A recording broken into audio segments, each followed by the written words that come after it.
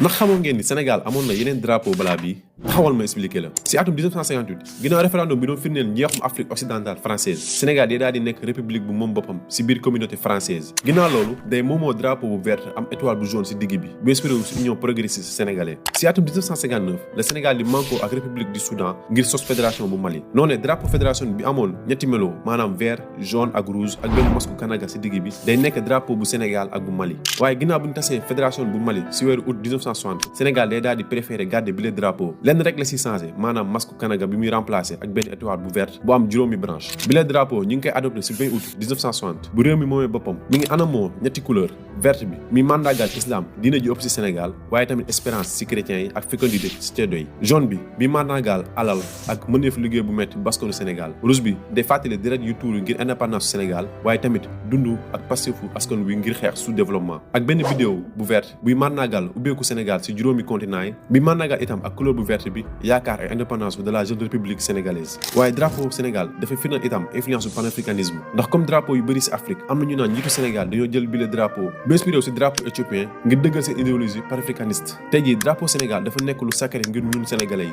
moo tax su fekkee dañu koy yëgal wala ñu koy wàcce dañu ñaan lu waaye doon def bàyyi ko su fekkee période dëj la ñu nekk dañu koy berne boole si loolu su fekkee armée Sénégal day dem mission wala am kenn kuy dem représenter Sénégal fenn état bu Sénégal day def lii di remise de drapeau tey jii drapeau Sénégal nekk